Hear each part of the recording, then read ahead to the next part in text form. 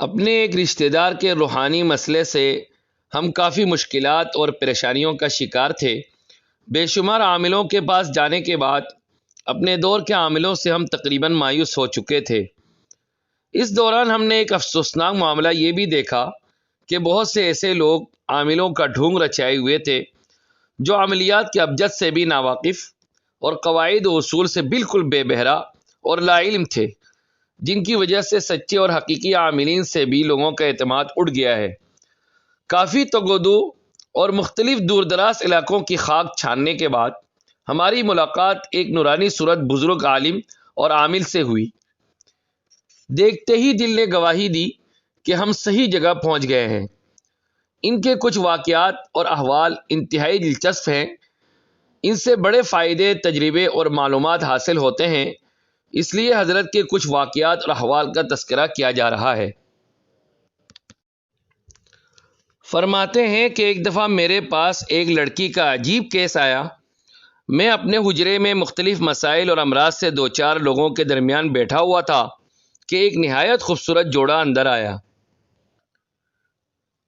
ان کے پاس اللہ کا دیا سب کچھ تھا، لیکن ایک ناقابل یقین اور تکلیف دہ معاملہ ان کے ساتھ ہو رہا تھا۔ ان کے پاس اللہ کا دیا سب کچھ تھا، لیکن ایک ناقابل یقین اور تکلیف دہ معاملہ ان کے ساتھ ہو رہا تھا۔ وہ یہ کہ لڑکی کو جنات اچانک کسی دن آ کر گھر والوں سے چھپا کر لے جاتے تھے، پھر ہفتہ 10 دن یا ان سے بھی زیادہ دنوں کے بعد گھر کی چھت پر چھوڑ کر چلے جاتے تھے۔ دوسرے لوگوں سے فارغ ہو کر جب میں اس لڑکی کی طرف متوجہ ہوا تو یکایک اس کی شکل بگڑنے لگی اور انتہائی ہیبت ناک اور خوفناک ہو گئی۔ اس کے ساتھ ہی اس کی آنکھیں بھی پترا گئیں اور اس کی آنکھوں کا رنگ بدلتے بدلتے بالکل نیلی ہو گئیں۔ مان اس کی نیلی آنکھوں سے نیلے رنگ کی تیز شعاعیں نکلنے لگیں۔ میں نے لقد خلقنا الانسان فی احسن تقویم کا ورد شروع کر دیا۔ تھوڑی دیر کے بعد اس کی شکل و صورت نارمل ہو گئی۔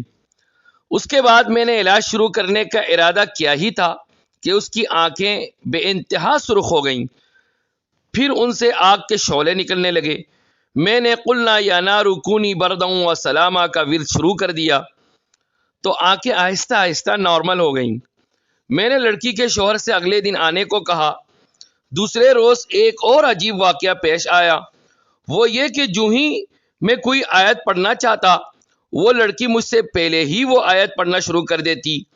فن عملیات سے واقف لوگ جانتے ہیں کہ انسان میں حلول کرنے والے جنات اپنے معمول کو قابو کر کے اس سے مختلف کام کرواتے ہیں۔